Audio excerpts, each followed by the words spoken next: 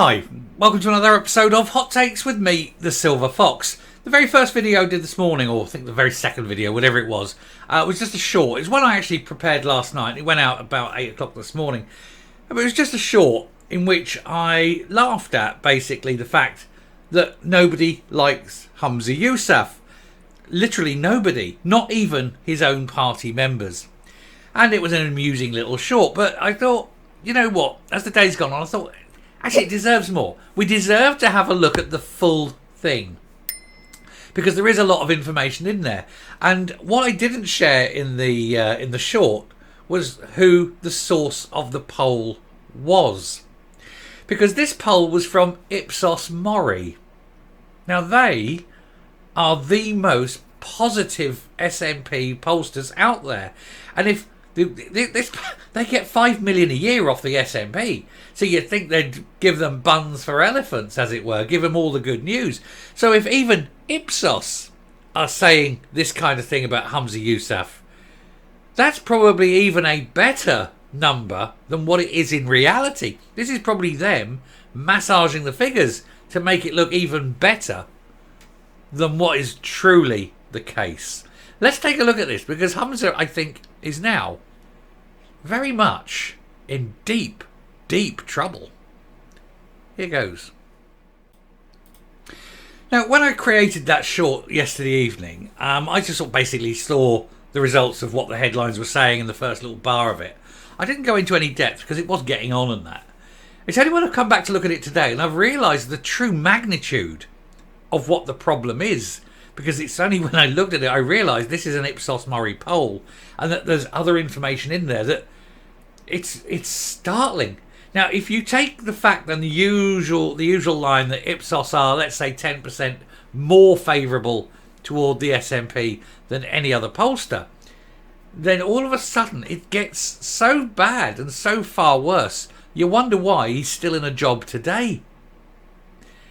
We all know that most of the membership dislike him, the rank and file, and that even within Holyrood, there's a lot that are very wary of him because they think that he is toxic and an election loser, and they don't want to lose their seats. But obviously, come the general election, whenever it shall be, soon we suspect, there'll be a lot of MPs at Westminster for the SNP that will no longer be MPs for the SNP. They'll be unemployed.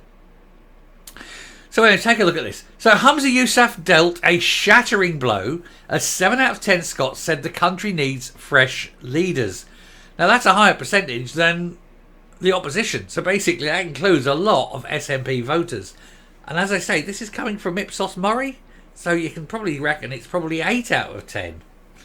Damning opinion poll by Ipsos Mori lays out criticism of the SNP on their record on the NHS, for people on low incomes, and for education, with nearly half saying the Nats don't deserve to be re-elected.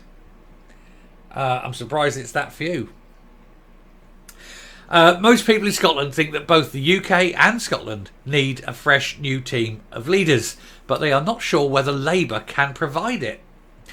The latest finding from Ipsos Mori will come as a blow to both Rishi Sunak and Humza Yousaf.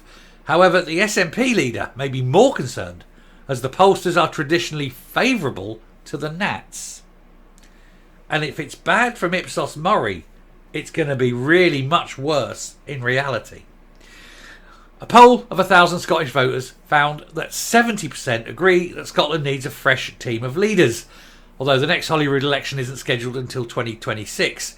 More people disagree than agree, 46% to 36%, that the SNP deserve to be re-elected. In other words, it's predominantly, please God, don't re-elect them. Asked if the word competent is an accurate description of the current Scottish government, only 28% said they agreed, and a humiliating 46% said they disagreed. That's not surprising. However, the Scots are not convinced that Anna Sarwar's Scottish Labour is the right party to replace the failing Nats. Only 34% said Labour is ready to form the next Holyrood administration, with 36% saying they aren't.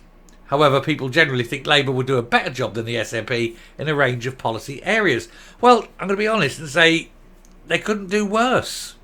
And at least whenever they go in and whatever they do, they're not looking at everything through the lens of independence. So even just by pure damn chance or luck, they may well get something right, which is more than the SNP have ever done. Would Labour Scottish Government do a better job? And here's the questions and the areas that they've asked. Improving the NHS in Scotland. 32% said a better job, 30% said no difference, 19% said a worse job. So, yep, okay, Scotland, NHS, good. Improving living standards for people on low income. Again, 31% say better job, 31% say no difference, 19% say worse. Improving the education system in Scotland. Now, 30% say a better job, but 32% say no difference, and only 17, the lowest one yet so far, say a worse job. Managing Scotland's economy. 27% say a better job, 29% say no difference, 25% say a worse job. Very close on that one. Improving your standard of living. 26% a better job, 35% no difference, 20% worse job. Setting the right level of income tax. I don't believe that 25% say a better job. I just don't. Labour are a tax and spend government. They will put the tax up regardless. It's going to go up across everywhere, not just Scotland, England as well. Anyway, managing Scotland's influence on global issues. 20% say a better job, 39% no difference, and 21% a worse job. So that's the first one where they're actually doing a worse job than the SNP. And taking action to address the climate crisis. There is, of course, no climate crisis. But 19% say better, 37% no difference, and 21% worse job. So again, worse than the SNP. But, you know, they're interchangeable, these two parties, really, aren't they? I mean, you only have to look at all the things they've voted for. They will vote for the same things. But at least Labour aren't obsessed with independence. They might get one or two things right. Anyway, at a UK level, the picture was even rosier for Labour and the party's UK leader, Sir Keir Starmer. Leader for now. The moment they win that election, he's out. Rayner's in. He's now the bookmakers' favourite to become the next Prime Minister after the general election, and also to be the shortest reigning Prime Minister on record. Across Scotland, 87% agree that Britain needs a fresh team of leaders, higher than the 77% in the recent UK-wide poll. And 68% said the Conservative government does not deserve to be re-elected. Only 45% said Labour is ready to form the next UK government. Bad as Tories are, it seems that people still don't trust Labour. I mean, they're undoubtedly going to win, but only because they're not Tories. But they don't like them. Rachel Ormston, research director at Ipsos, said these findings show very clear support among the Scottish public for a change in political leadership. If anything, the sense that the time for a change is even stronger here than across Britain as a whole. However, it is less clear that the public are convinced Labour represents that change. The finding is just that a third of the Scottish public think Scottish Government deserves to be re-elected will not make happy reading for the SNP. Well, it won't. I mean, if this is Ipsos, who are predominantly very pro-SNP, and even they are coming out with a poll like this, the reality is going to be it'll hit them hard. And I think anything that comes out of the next election that fails to improve them, it's going to be disastrous. I think it's going to be way worse for the SNP than anyone ever suspects. Great, isn't it? Coming up. So time and time again, poll after poll after poll, the SNP is shown to be failing, to be bad. Humza Yousaf is seen to be toxic. And yet they won't get rid of him. They say they're sticking with him. Why? Maybe it's because no one else wants the role at the moment. Maybe because nobody says, I am not taking over that role before the next election, because I don't want to be the one leading them to defeat.